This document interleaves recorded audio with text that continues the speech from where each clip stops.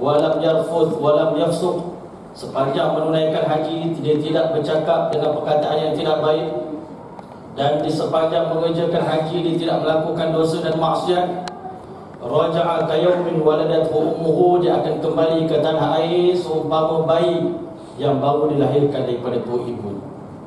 Begitu besar janji yang Allah SWT berikan kepada mereka. Di sana mereka berpeluang untuk melihat, liyashhadu manafi'a lahum, tujuan Allah SWT panggil mereka menunaikan haji supaya mereka dapat menyaksikan di sana pemandangan-pemandangan, gambaran-gambaran pengorbanan yang akan dapat memberikan suntikan motivasi kepada mereka bila mana mereka kembali ke kampung halaman mereka. Kerana sesungguhnya kota Mekah ini merupakan kota pengorbanan, kota Madinah merupakan tempat di mana Nabi Allah Subhanahu wa taala yang terdahulu bermula daripada Nabi Adam AS, disusuli dengan Nabi Allah Ibrahim AS, dan diikuti oleh Nabi kita Muhammad sallallahu alaihi wasallam, dan seterusnya diikuti oleh para sahabat Nabi ridwanullah majma'in. Di atas tanah itu tertumpahnya darah dan keringat mereka-mereka yang telah menyerahkan diri mereka untuk Allah Subhanahu wa taala. Kerana sesungguhnya sebelum kita datang ke alam dunia ni, sebelum kita dilahirkan oleh Allah Subhanahu wa taala, kita semua pernah dikumpul oleh Allah Subhanahu wa taala di padang Arafah sana. Di saat itu kita masih belum lagi lahir, kita masih lagi berkumpul roh-roh manusia. Di saat itu Allah Subhanahu wa taala telah bertanya kepada kita semua, alastu bi rabbikum, bukankah aku Rabb kalian, Tuhan bagi kalian, yang mana hidup mati kalian adalah untuk mencari redha aku, untuk berbakti, untuk mentaati aku, untuk mendekatkan diri kepada aku. Maka di saat itu manusia belum memiliki apa-apa pada tangan mereka, pada diri mereka belum ada apa-apa kemuliaan. Di saat itu seluruh roh dalam dunia, sama ada yang taat atau durhaka kepada Allah, menjawab dengan serentak, bala syahidana. Bahkan kami bersaksi bahawa sejak Engkau satu-satunya Rabb kami, dan hidup mati kami, inna salati wa nusuki, sesungguhnya sembahyang aku, pengorbanan aku, wa mahyaya wa mamati, hidup aku dan mati aku, lillahi rabbil alamin, semata-mata untuk cari redha Allah Rabbul alamin. Mengapa Allah telah kumpulkan kita di alam roh sana? Allah Subhanahu wa taala bagi tahu dua alasan mengapa aku kumpulkan manusia di alam arwah di padang Arafah, untuk mempersaksikan mereka semua terhadap Allah Subhanahu wa taala. Allah Subhanahu wa taala bagi tahu, antaqulu yaumal qiyamati inna kunna an hadza ghafilin, supaya nanti tak ada siapa pun di kalangan manusia kembali kepada Allah di alam akhirat nanti bagi alasan kami tak tahu pun mengapa kami datang ke dunia. Ataupun alasan yang kedua, mengapa Allah SWT kumpulkan kita semua di padang Arafah, Allah beritahu nanti jangan sampai ada orang-orang kafir musyrikin bagi alasan di depan Allah Subhanahu wa taala, wahai Allah, mengapa Engkau nak azab kami sedangkan kami dilahirkan daripada perut satu orang ibu yang tidak beriman kepada Engkau, ya Allah.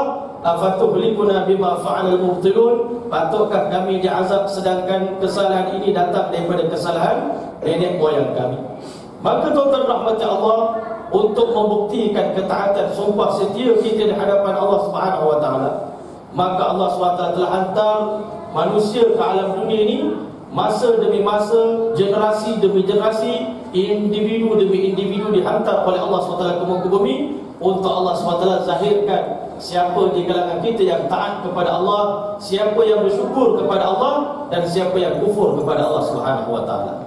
Maka bila mana Nabi Adam AS dihantar ke dunia, Nabi Adam adalah ahli syurga, tuan-tuan rahmat Allah, yang tak pernah bekerja seumur hidup. Segala apa yang diinginkan, dia niat dalam syurga, semuanya dia dapat. Tetapi bila datang ke dunia, kedua-dua anak Adam, iaitu Sayyidina Qabil AS dan Sayyidina Habil AS, mereka membesar di kota Mekah dalam keadaan tidak ada apa-apa sumber kehidupan. Maka akhirnya mereka telah mula belajar, diajar oleh Allah Subhanahu wa taala. Sayyidina Qabil diajar oleh Allah Subhanahu wa taala ilmu pertanian, dan Sayyidina Habil alaihissalam diajar ilmu penternakan. Kedua mereka telah mula menjalankan pertanian dan juga penternakan. Mereka telah berhempas pulas. Biasanya anak orang kaya payah nak buat kerja, tetapi mereka terpaksa bila datang ke dunia, mereka terpaksa menerima hakikat kalau tidak berusaha mereka akan mati kelaparan.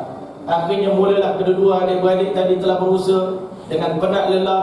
Akhirnya Masya Allah, bila tiba waktu yang ditentukan oleh Allah Subhanahu Wa Taala, tanaman dan ternakan yang dihasilkan, yang diusahakan oleh mereka telah begitu membiak dan juga telah mula subur tanaman-tanaman sehingga memenuhi di antara lembah-lembah tersebut. Gandum yang ditanam begitu subur, dan juga Masya Allah binatang ternakan telah memenuhi lembah-lembah tersebut. Maka di sinilah bermula ujian daripada Allah Subhanahu Wa Taala. Kalau sebelum ini kita tak ada apa-apa, kita masa kecil lahir ke dunia kosong, tidak ada apa-apa kemuliaan, tidak ada harta, tidak ada kehebatan. Tetapi akhirnya perlahan-lahan tanpa kita sedari, Allah SWT kurniakan segala-galanya kepada kita. Apa yang kita perlukan Allah SWT bagi kepada kita.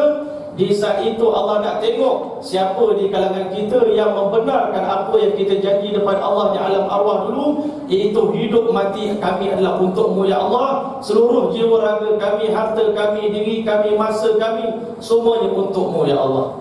Yang mana bila mana kita berjanji di depan Allah Subhanahu Wa Taala untuk serahkan jiwa raga kita pada Allah Subhanahu Wa Taala, apa yang Allah nak bagi kepada kita?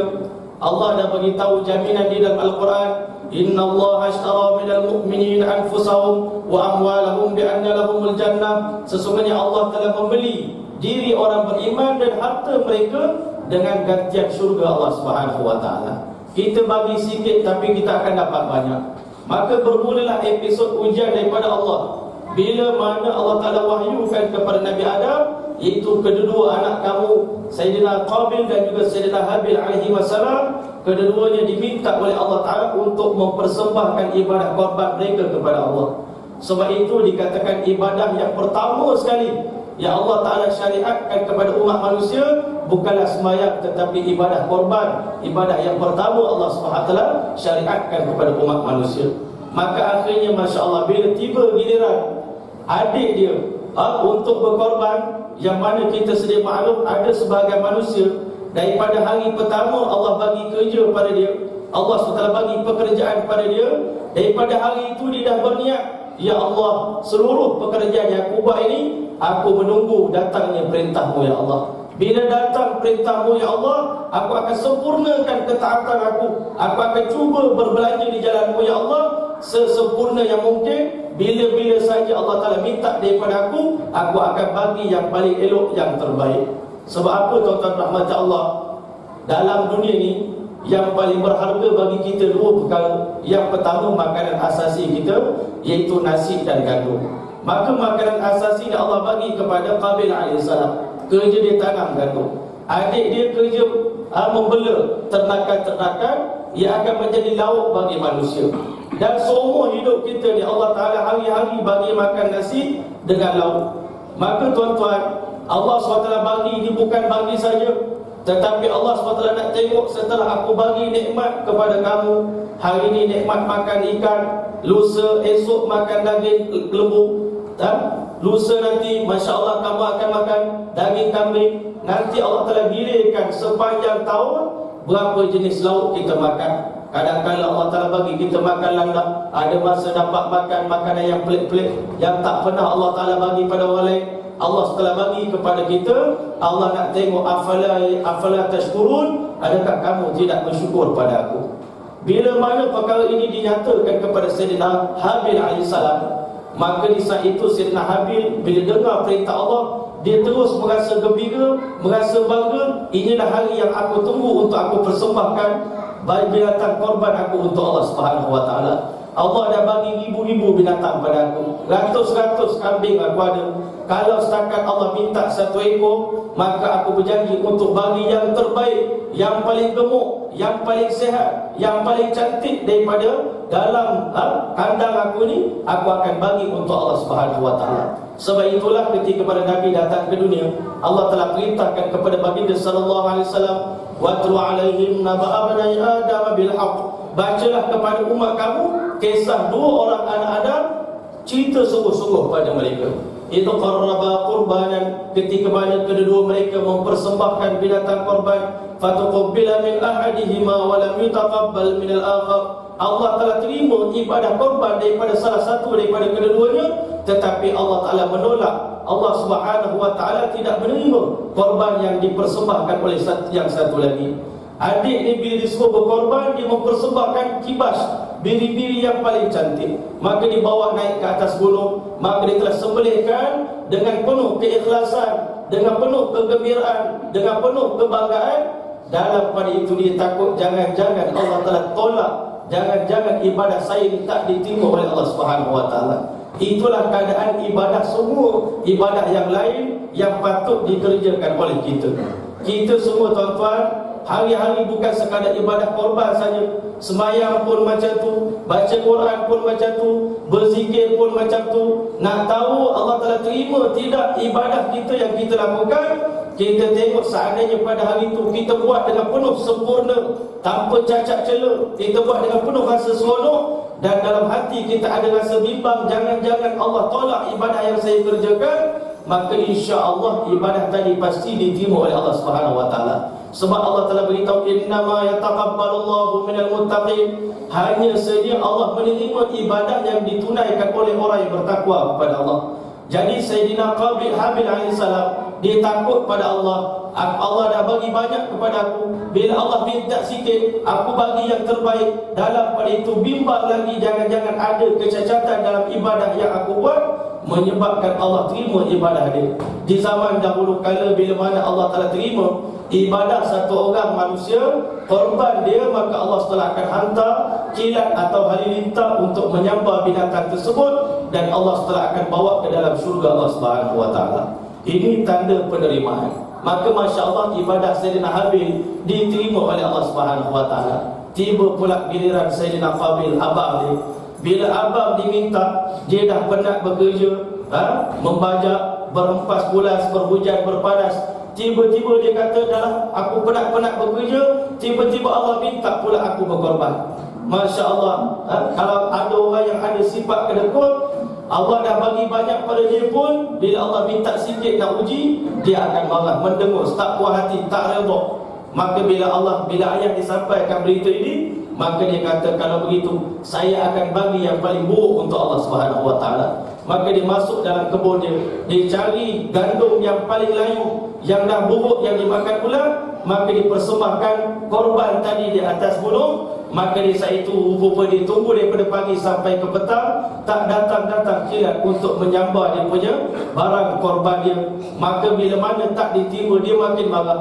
Allah suruh saya korban, tiba-tiba Allah telah tak terima pula ibadah korban saya. Sebab Allah dah beritahu, innama yataqabbalullahu minal muttaqin, Allah hanya terima ibadah yang dibuat di atas rasa ketakwaan pada Allah Subhanahu Wa Ta'ala. Bukan dalam keadaan terpaksa, bukan dalam keadaan marah, bukan dalam keadaan tak puas hati. Maka akhirnya tak diterima ibadah dia, menyebabkan Qabil buat satu lagi dosa, iaitu dia ambil keputusan untuk pancung kepala adik dia. Maka semenjak daripada itu Allah Ta'ala firman, min ajli dzalik, semenjak daripada itu, katabna ala bani Israel, kami telah tentukan ke atas bani Israel, annahu man qatala nafsan bighairi nafsin, siapa yang bunuh tanpa sebab, faka'annama qatalan nas jami'a, dosa membunuh satu orang manusia sama macam membunuh manusia satu dunia ni, tuan-tuan rahmati Allah. Dan Nabi bagi tahu, tidak ada satu pun kes pembunuhan yang berlaku dalam dunia melainkan dosanya akan masuk di dalam akaun anak Adam yang pertama, itu Sayyidina Qabil alaihissalam. Akhirnya dia bertaubat kepada Allah Subhanahu Wa Ta'ala. Ini ibadah korban yang pertama yang pernah berlaku dalam dunia. Maka akhirnya tibalah giliran Nabi Allah Ibrahim alaihissalam. Maka tuan-tuan rahmati Allah, ulama bagi tahu Allah SWT tidak akan uji kita selagi mana kita tak berniat untuk serah jiwa raga kita bulat-bulat untuk Allah Subhanahu Wa Ta'ala. Tetapi Nabi Allah Ibrahim alaihissalam, bila Allah SWT beritahu, idh qala lahu rabbu aslim, ketika mana Tuhannya mengatakan, wahai Ibrahim, serahlah diri kamu bulat-bulat kepada aku, untuk beribadat kepada aku, berkorban segala-gala untuk aku. Maka dia beritahu, qala aslamtu li rabbil alamin, aku serah jiwa raga aku kepada Allah Tuhan Rabbul Alamin, Tuhan semesta alam. Maka bila Ibrahim serahkan jiwa raga dia, maka bermulalah ujian yang besar Allah Ta'ala bagi kepada Nabi Ibrahim. Tujuan Allah bagi ujian bukan untuk hina dia, bukan untuk menyusahkan dia, tetapi di sebalik setiap ujian yang Allah SWT bagi kepada mereka, maka Allah SWT ganti dengan hadiah yang sangat besar. Maka ujian yang pertama Allah bagi kepada Nabi Allah Ibrahim AS, iaitu ujian di mana ketika mana dia mula berdakwah, mengajak kaum dia kepada Allah Subhanahu Wa Taala, sehingga akhirnya dia marah kepada kaum dia menyembah patung berhala, menyebabkan Nabi Allah Ibrahim AS telah pecahkan patung dengan kapak, dan dia membiarkan satu patung besar dikalungkan kapak di leher patung tersebut, berhala tersebut. Maka akhirnya kaum dia telah marah, menyebabkan Namrud beserta dengan kaum dia, bahkan ibu bapa Nabi Allah Ibrahim AS pun berkumpul untuk membakar dia dalam api yang sangat besar, dalam keadaan ditelanjangkan, dalam keadaan dipermalukan di hadapan sekalian makhluk. Maka di saat itu tidak ada siapa nak membela Nabi Ibrahim, dan dia telah pun dimasukkan ke dalam plastik untuk dilemparkan ke dalam api. Maka di kala itu Allah Ta'ala nak buktikan kepada manusia di seluruh dunia betapa tulus ikhlasnya hati Nabi Allah Ibrahim AS. Allah SWT hantar Jibril AS. Jibril tak tahan bila tengok Nabi Allah Ibrahim AS sedang dalam keadaan kritikal, maka saya kena tampil untuk membantu, sedangkan Allah belum datangkan perintah untuk memberikan bantuan kepada Nabi Allah Ibrahim AS.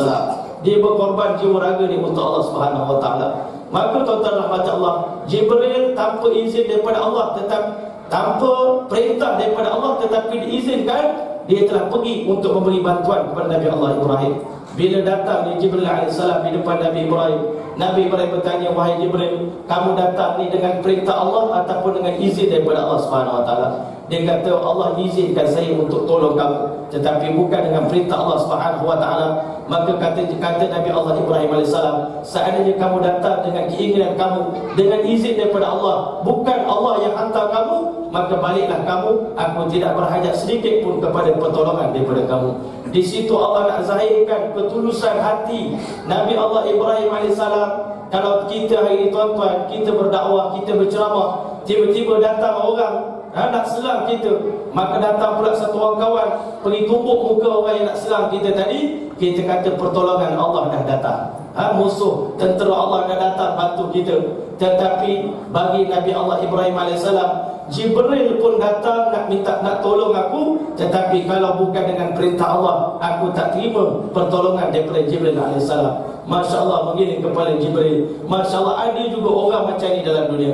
Masya Allah, naik ke langit, tiba-tiba bila mana Nabi Ibrahim dicampakkan ke dalam api, maka akhirnya Allah Ta'ala tunjukkan satu karamah, satu mukjizat yang tak pernah berlaku. Satu orang manusia dicampak dalam api. Allah firman, ya nak kuni bardan wa salaman ala Ibrahim, wahai api, jadilah kamu sejuk dan sejahtera kepada Nabi Allah Ibrahim AS.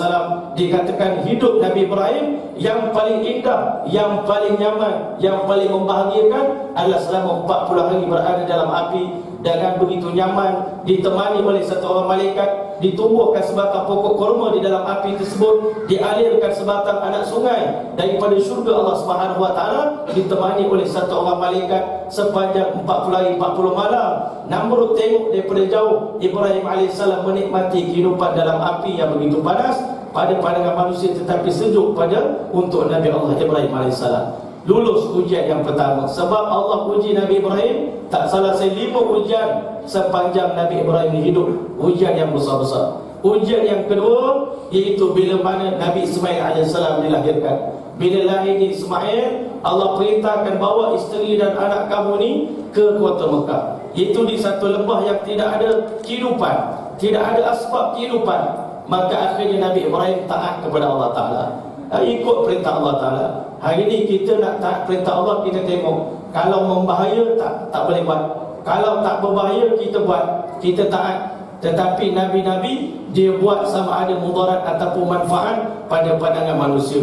Akhirnya bila ditinggalkan isteri dia, dia pun tinggalkan juga satu karung buah kurma untuk sebagai bekalan selama beberapa tahun dia nak tinggalkan.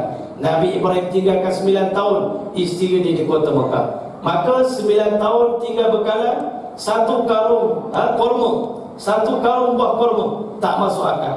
Tetapi isteri Nabi Allah Ibrahim AS tanya, wahai kekanda, Allah amaraka bihadza, adakah Allah yang perintah kekanda tinggalkan kami di sini? Maka Nabi Ibrahim tak perlu bagi penjelasan panjang. Kalau kita isteri kita bawa pergi dalam hutan Ulu Tembeling sana, kita tinggalkan dia kat sana, bagi belanja RM100. Lepas tu isteri kita tanya, Allah kesuruh ke kanda tinggalkan kami dekat sana, maka insya-Allah isteri kita tak akan dapat terima. Kata Allah Ta'ala suruh kita hantar mereka kat sana. Tetapi isteri Nabi Allah Ibrahim, bila Nabi Ibrahim angguk saya, maka dia kata idzal la yudayana, kalau begitu pasti Allah Ta'ala tidak akan menyia-nyiakan pengorbanan kita.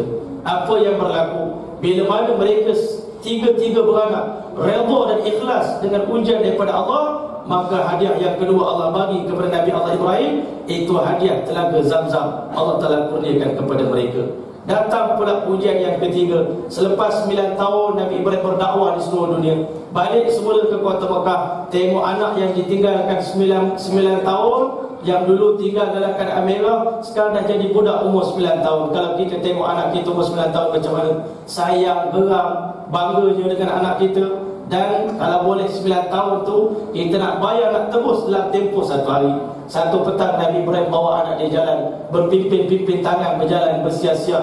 Tiba-tiba pada malam itu Allah telah datangkan satu mimpi kepada Nabi Allah Ibrahim AS.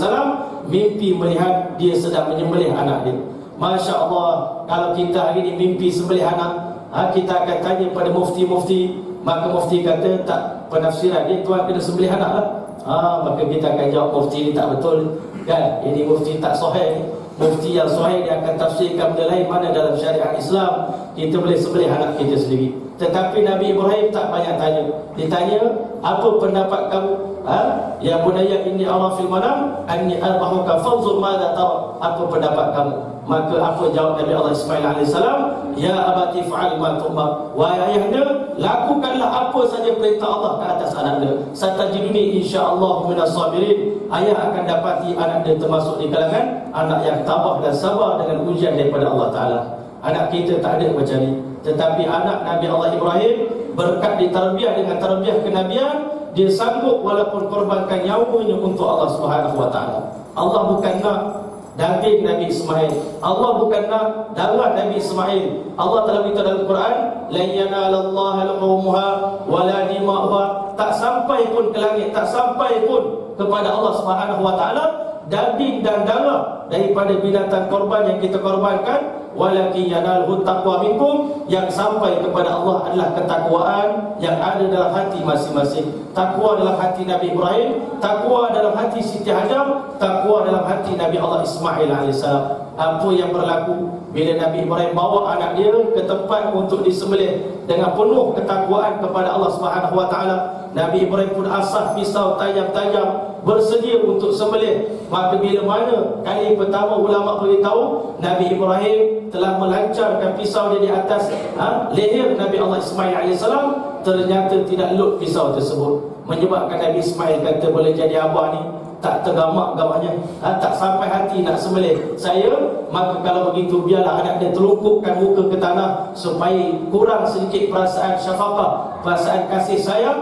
Maka di saat itu Ismail pun telah menungkupkan muka dia ke tanah. Nabi Ibrahim pun dalam keadaan pejam mata mula menyembelihkan binatang dengan penuh, menyembelihkan Nabi Ismail dengan penuh rasa ketakwaan kepada Allah Subhanahu Wa Ta'ala. Demi engkau ya Allah, walaupun kau suruh aku sembelih anak aku tetap akan melaksanakannya. Maka Allah Subhanahu Wa Ta'ala tak pernah berlaku kejam pada hamba dia. Setiap perintah yang Allah bagi kepada kita hanya ujian. Bila mana Nabi Allah Ibrahim AS betul-betul nekat untuk menyembelih Nabi Allah Ismail AS, tiba-tiba Allah telah beritahu, wa fadainahu bidhibhin azim. Kami tebus sembelihan itu dengan satu sembelihan yang paling agung, iaitu di mana Allah SWT telah menggantikan biri-biri yang satu masa dahulu pernah disembelih oleh Sayyidina Habil AS dan diterima oleh Allah berkat ketakwaannya. Biri-biri tadi Allah Ta'ala telah bela dia. Allah Ta'ala telah pelihara biri-biri tersebut beribu-ribu tahun di dalam syurga Allah Subhanahu Wa Ta'ala, di dalam kebun-kebun syurga. Biri-biri tadi minum air telaga dalam air perigi dalam syurga Allah Subhanahu Wa Ta'ala, menjadikan bulu dia sangat cantik. Dan dia makan rumput-rumput dalam syurga Allah, bunga-bunga za'faran, menjadikan kambing biri-biri tadi sangat sehat tubuh badan dia. Itulah biri-biri yang terbaik yang pernah disembelih oleh manusia. kerana bersatunya takwa Nabi Ibrahim dengan takwa Sayyidina Habil sama, menyebabkan Allah ganti Nabi Allah Ismail AS dengan biri-biri yang satu masa dahulu pernah disembelih oleh Sayyidina Habil AS. Terkejut Nabi Allah Ibrahim. Rupanya Masya Allah, ujian yang ketiga pun Nabi Ibrahim lulus. Dia hadiahkan kibas daripada syurga Allah Subhanahu Wa Taala. Untuk kali yang seterusnya, Allah SWT uji lagi Nabi Allah Ibrahim AS. Setelah selesai upacara tadi, Allah SWT perintahkan Nabi Ibrahim untuk bersama dengan Nabi Allah Ismail AS untuk bangunkan Kaabah. Masya Allah, tugas membangun Kaabah pun bukan senang. Dua orang je yang bertanggungjawab untuk membina Kaabah sebesar itu. Batu yang besar-besar dibawa daripada jauh untuk membina Kaabah. Selesai untuk kerja membina Kaabah, akhirnya Allah SWT perintahkan kepada Nabi Allah Ibrahim AS, wa'adzin finnas bil haji, panggillah manusia menunaikan haji, yaitu karijalan, maka pasti manusia akan datang untuk menuju menunaikan haji ke kota Mekah dalam keadaan berjalan kaki. Wa ala kulli dhamirin yatina min kulli fajjin amir, mereka akan datang naik unta yang kurus, bertasi perjalanan yang jauh, mereka akan datang daripada segenap ceruk rantau. Nabi Ibrahim tanya kepada Allah, ya Allah, saya ni manusia biasa, suara saya tak akan mungkin sampai ke ujung-ujung dunia. Maka di saat itu Allah beritahu kepada Nabi Allah Ibrahim, tugas kamu hanya melaungkan azan, tetapi tugas menyampaikan adalah tugas aku. Maka Nabi Ibrahim duduk panjat di atas seketul batu. Dia telah mula memanggil manusia untuk menunaikan haji di kota Mekah. Maka di saat itu, di dalam kitab ada menyebut bahawa sejak Allah Ta'ala jadikan seluruh permukaan bumi ini menjadi datar. Kawasan yang berlemah dinaikkan oleh Allah, kawasan yang pergunungan diturunkan oleh Allah Ta'ala, sehingga suara Nabi Ibrahim sampai ke timur, ke barat, ke utara, selatan. Bahkan suara tadi sampai ke alam arwah. Kita yang masih belum lahir lagi mendengar panggilan daripada Nabi Allah Ibrahim AS, mewakili pihak Allah Subhanahu Wa Ta'ala, panggil kita untuk menunaikan haji. Masya Allah, tuan-tuan rahmat Allah, bila mana Nabi Ibrahim taat pada perintah Allah, sama ada dalam keadaan faham ataupun tidak faham, maka Allah telah anugerahkan hadiah yang keempat kepada Nabi Allah Ibrahim AS. Itu Allah SWT beritahu, inni ja'iluka linnasi imama, aku jadikan kamu sebagai imam bagi seluruh manusia di seluruh alam. Wahai Ibrahim AS, berkat kesabaran dan dia punya, orang kata, keikhlasan Nabi Allah Ibrahim AS dan ketakwaan yang ada dalam hati Nabi Allah Ibrahim AS. Ini orang yang kedua berkorban dalam dunia. Maka akhirnya Allah telah hantarkan junjungan besar kita baginda Muhammad SAW ke muka bumi ini, tuan-tuan rahmat Allah. Nabi Muhammad SAW kita sedia maklum, sepanjang hidup baginda, berapa banyak Nabi makan lauk sepanjang hidup dia. Kadang-kadang Masya Allah sampai 2 bulan sekali baru dapat makan lauk. Kadang-kadang bukan lauk, kadang-kadang makanan asasi pun tak dapat 2 bulan sekali. Ya, kadang-kadang makan 2 bulan hanya makan kurma dengan minum air zam-zam saja. Masya Allah, hidup Nabi jarang sekali dapat lauk. Nak dapat pun susah. Tetapi Masya Allah, sifat Nabi SAW, ma'adat ta'ama qatun, Nabi SAW tidak pernah mengaibkan ataupun mencela mana-mana makanan. Bila dapat makanan, Nabi terima. Satu hari isteri Nabi SAW hidangkan cuka di waktu tengah hari dalam keadaan sangat lapar, bagi makan cuka kepada Nabi SAW. Betapa mentakzimnya sifat memuliakan makanan ada dalam hati Nabi SAW. Nabi puji ni'mal idam al-khallu, lauk paling sedap sekali dalam dunia ini adalah cuka. Bukan cakap main-main, cakap sungguh-sungguh betapa Nabi mentakzimkan setiap anugerah yang Allah SWT bagi kepada mereka. Berbeza dengan kita, tuan-tuan, isteri masak masin sikit pun marah, tak masak nasi pun kita marah, dan masak tak sedap pun kita marah. Ini sifat kelemahan yang ada pada kita. Tetapi bila mana Allah Ta'ala nak suruh Nabi kita berkorban, tak perlu tazkirah yang panjang untuk korban. Allah SWT hanya turunkan satu surah paling pendek dalam Al-Quran. Apa dia? Allah telah beritahu, inna a'tainakal kautsar, wahai Muhammad, kami kurniakan kepada kamu terlalu banyak nikmat. Masya Allah, macam mana nikmat yang Allah bagi kepada Rasulullah terlalu banyak. Bandingkan nikmat Rasulullah dengan nikmat kita. Baju kita berapa lai, baju Rasulullah berapa lai.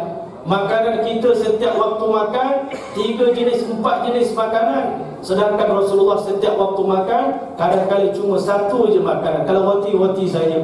Jarang nak dapat roti makan dengan lauk.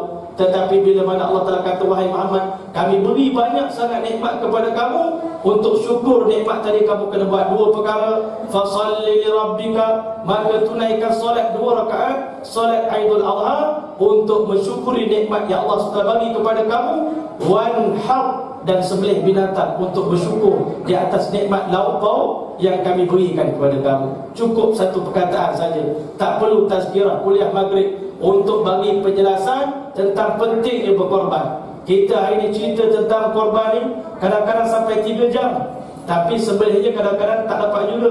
Masih lagi satu bahagian kita pilih. Tetapi Nabi SAW, bila Allah kata wanhar, sembelihlah binatang korban untuk Allah Ta'ala, maka Nabi SAW telah beli 2 ekor kibas yang paling gemuk, yang paling tanduk dia paling cantik. Nabi SAW telah sembelih. Yang pertama untuk diri dia, ya Allah, Allahumma hadza minka walaka, semuanya Allah, ini binatang korban datang daripada Engkau dan kami persembahkan untukmu ya Allah. Yang kedua, Nabi ambil pula binatang biri-biri, Nabi sembelih, ya Allah, ini untuk aku, untuk keluarga aku, untuk umat aku yang tak mampu berkorban, maka ya Allah, ini binatang ini aku sembelih untuk mereka.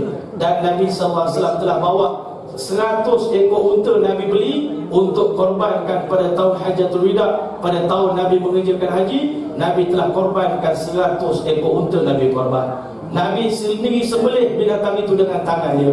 Dan selebihnya Nabi serahkan pisau sembelih kepada Sayyidina Ali bin Abi Talib. Nabi pesan, dan maka sesungguhnya selepas daripada ini, kamu jangan bagi upah kepada pelapah-pelapah penyembelih-penyembelih daripada hasil daging korban, kerana kami dilarang daripada melakukan demikian. Ini pesanan Nabi kepada Sayyidina Ali bin Abi Talib. Nak tunjuk kepada kita, tuan-tuan, Nabi Muhammad jarang sekali dapat nikmat makan lauk. Tetapi bila Allah suruh korban, 100 ekor unta mereka Nabi SAW korbankan semata-mata untuk cari redha Allah. Ini tanda ketakwaan Nabi Muhammad SAW. Maka sekarang tibalah giliran kita pula. Nabi SAW dah tinggalkan kita, sekarang tiba giliran saya dan tuan-tuan untuk berkorban. Saudara kita di Mekah dapat ganjaran besar. Kita di negara kita, apa yang kita nak kongsikan? Macam mana kita nak berkongsi ganjaran yang besar di sisi Allah SWT? Sebab itu Nabi SAW bagi kelebihan, bagi tahu kepada para sahabat Nabi SAW, kepada sahabat baginda, betapa besarnya ganjaran bertadhiyah dan ganjaran orang yang berkorban. Satu hari sahabat Nabi SAW bertanya kepada Rasulullah, ya Rasulullah, ma hadhihi tadhiyah? Apa ini korbannya, apa dia? Maka dijawab oleh Nabi SAW, sunnat abikum Ibrahim, ini sunnah moyang kamu Ibrahim AS. Kalau begitu sahabat Nabi beritahu apa ganjaran yang Allah telah nak bagi kalau kita berkorban. Maka Nabi SAW beritahu ada beberapa ganjaran kalau kita korban binatang. Yang pertama, kata Nabi SAW, bikulli sya'ratin hasanatun, setiap helai bulu kasar yang ada pada tubuh badan binatang korban itu, Allah Ta'ala kira satu hasanah. Wal hasanatu bi'ashri amsalihah, satu bulu Allah kira 10, setiap satu dari 10 dapat 10 ganjaran. Berarti satu bulu yang kita korbankan, Masya Allah, pahalanya 100 ganjaran di sisi Allah Ta'ala. Kalau tak dapat nak dibilang berapa banyak bulu kasar yang ada pada tubuh badan lembu dan kambing yang kita nak korbankan.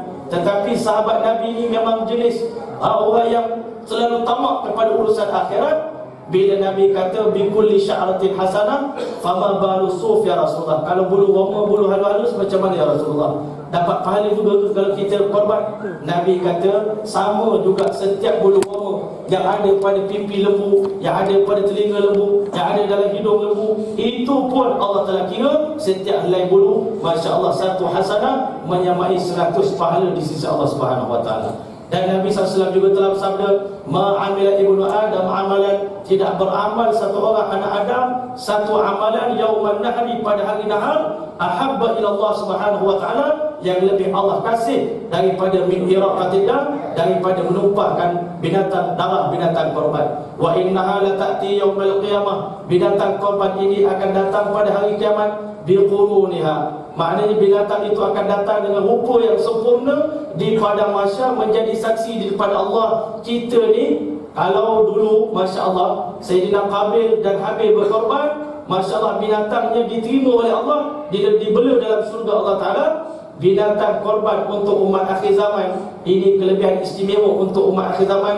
Umat dulu kalau korban tak boleh makan, binatang korban itu sama ada diterima bawa ke langit ataupun akan habis begitu wasak. Tetapi untuk umat akhir zaman, kemuliaan umat akhir zaman, binatang korban Allah izinkan kita makan. Tetapi nanti saksinya nanti di hari kiamat, binatang itu akan dibawa di pentas perhitungan penghisaban, di mana kata Nabi masih ada tanduk dia, masih ada kuku dia, masih ada bulu dia, sama persis macam mana waktu kita bela dia, waktu kita korbankan di dalam kehidupan dunia. Kalau seumur hidup kita 30 ekor binatang kita tumbangkan, kita korbankan, maka 30 ekor tadi akan datang di padang mahsyar. Itu kelebihan yang kedua. Kelebihan yang ketiga, tuan-tuan rahmat Allah, Nabi beritahu darah yang pertama yang menitik daripada leher binatang korban tadi, maka akan diambil, disambut oleh Allah Subhanahu Wa Taala dan disimpan di satu tempat yang istimewa. Nanti di hari kiamat akan jadi bukti forensik. Bukti forensik di mana kita bukan sekadar menyembelih binatang, darah yang ikhlas tadi yang ditumpahkan semata-mata kerana Allah pun Allah simpan sebagai bukti di hari kiamat nanti. Masya Allah, tuan-tuan rahmat Allah. Dan kelebihan yang seterusnya, binatang tadi akan jadi binatang tunggangan kita nanti untuk merentasi perjalanan ribuan tahun di padang mahsyar. Masya Allah, akan menjadi binatang tunggangan kita, tuan-tuan. Terserahlah kita nak guna binatang yang gemuk macam mana. Lagi sihat binatang itu, lagi kuat perjalanan untuk kita berjalan di padang mahsyar nanti. Di sana nanti tak akan ada lagi kereta motor besar, dah tak ada lagi dah untuk kita merentasi perjalanan. Nabi beritahu 3 golongan akan datang di padang mahsyar. Satu golongan berjalan di atas tunggangan masing-masing, satu golongan akan berjalan di atas kaki masing-masing, satu golongan di kalangan umat aku berjalan dengan wajah mereka. Maka kita boleh pilih nak jadi golongan yang mana. Kalau kita nak jadi golongan yang ada kenderaan, maka pastikan setiap tahun kita korban. Walaupun tahun lepas dah korban dah, tapi kalau tak tahu tahun lepas tu bertakwa ke tidak, ikhlas ke tidak, seronok ke tidak, bangga ke tidak, dan rasa takut ke tidak sewaktu kita buat korban. Sebab itu setiap tahun kita azam untuk kita korban. Kalau di Pakistan, tuan-tuan, waktu kami belajar dulu, setiap tahun setiap keluarga akan ada wakil untuk sembelih satu ekor lembu. Bila tiba hari korban, semua depan rumah setiap orang ada lembu seekor-seekor. Walaupun dia orang miskin, dia akan bangga tahun ini kami satu keluarga dapat menjalankan ibadah korban. Masya Allah, mereka letak bunga-bunga berwarna-warni dekat air lembu tu. Walaupun bukan sunnah tapi nak menyatakan bangganya, seronoknya bila dapat peluang untuk berkorban. Badan lembu tadi dicat pula dengan warna hijau, warna merah, sebagai melambangkan binatang tadi akan dikorbankan semata-mata kerana Allah Subhanahu Wa Taala. Sebab itu Nabi berpesan, siapa-siapa yang berniat nak berkorban, maka bermulai daripada 1 Zulhijjah. Dia dah kena mula membiarkan bulu-bulu yang ada di badan dia, termasuk kuku, jangan kita potong, jangan kita gunting, jangan kita cukur. Ini sebagai membezakan di antara orang yang nak korban dengan orang tak korban di kalangan umat Nabi Muhammad SAW. Sehingga orang yang datang dengan kuku bersih pada hari raya, dengan muka dia bersih, semua dah shaving, itu melambangkan dia tak korban. Maksudnya orang yang bersih pada hari raya smart tu, maknanya dia patut rasa malu kepada orang yang serabai ni. Sebenarnya serabai ni bukan kerana apa, serabai kerana Allah Subhanahu Wa Taala. Selagi kita tak sembelih, selagi itulah kita tak dibenarkan untuk mencukur dan memotong kuku kita, tuan-tuan rahmat Allah. Dan seterusnya, tuan-tuan rahmat Allah, sebaik-baiknya binatang yang kita nak korban tadi, kita sempat bela dia sendiri 2-3 hari. Kita sempat bersusah payah dengan dia, sehingga timbul rasa sayang. Bila kita nak korban, barulah akan rasa orang kata begitu sekali kebanggaan, begitu rasa sayang dengan harta waktu itu kita korbankan untuk Allah Subhanahu Wa Taala. Dan Nabi SAW sunatkan supaya orang nak korban ni kalau boleh sendiri yang sembelih. Kita sendiri yang sembelih binatang korban kita. Sebab kita tengok sunnah Nabi SAW, dia sendiri yang sembelih. Tetapi bagi orang perempuan, bagi mereka yang tak mampu nak sembelih, Nabi SAW tengok Sayyidatina Fatimah satu hari dia berkorban. Nabi beritahu Fatimah, bangun, tengok binatang korban kamu. Nanti di hari kiamat ini akan jadi saksi kepada kamu. Kamu tengok macam mana darah dia tumpah sebagai bukti kamu telah berkorban untuk Allah Subhanahu Wa Taala. Maka bila binatang tadi dibaringkan, disunatkan kita baca doa, inni wajjahtu wajhiya lilladzi fatara as-samawati wal arda hanifan musliman wa ma ana minal musyrikin inna salati wa nusuki wa mahyaya wa mamati lillahi rabbil alamin. Kita hadapkan muka lembu ke arah kiblat, dan kita baca doa, Allahumma hadza minka wa ilaika, ya Allah binatang ini datang daripada Engkau, kami persembahkan kepada kamu. Maka bismillah, Allahu akbar, maka kita mula sembelih binatang tersebut dengan penuh rasa takwa kepada Allah Subhanahu wa taala. Maka selesai upacara penyembelihan, maka kita sama-sama berdoa kepada Allah. Kalau di Mekah orang yang menyaksikan, orang yang melihat binatang korban, dia kena bertalbiyah, labbaik Allahumma labbaik, labbaik la syarika lak labbaik. Tetapi kita di negara kita bertakbir, Allahu akbar, Allahu akbar, Allahu akbar, Allahu akbar, Allahu akbar walillahil hamd. Maka setelah daripada itu kita angkat tangan doa kepada Allah Subhanahu wa taala, Allahumma taqabbal minna kama taqabbalta min Ibrahim Khalilik. Ya Allah, terimalah ibadah korban kami sebagaimana Engkau pernah terima ibadah ini daripada Nabi Ibrahim kekasih-Mu ya Allah. Mudah-mudahan tuan-tuan, kalau Nabi Ibrahim berkorban, Allah ganti dengan hadiah yang istimewa kepada Nabi Ibrahim AS. Sama juga dengan kita, sebab tahu bulan Zulhijjah adalah bulan yang terakhir dalam kalender Islam. Kalau kita korban pada tahun ini, tahun depan Allah telah janjikan kepada kita tahun yang lebih membahagiakan, yang lebih hebat untuk kita semua. Kita sedia maklum tahun ini adalah tahun yang banyak musibah Allah Ta'ala bagi kepada kita umat Islam. Selalu kita yang menunaikan haji di Mekah pun banyak musibah-musibah yang Allah telah timpakan kepada mereka.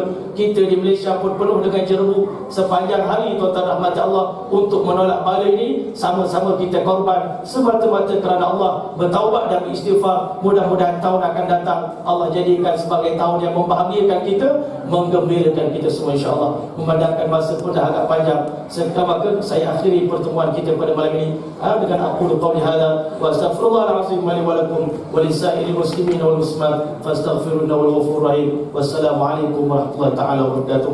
A'udzu billahi minasyaitonir rajim. Bismillahirrahmanirrahim.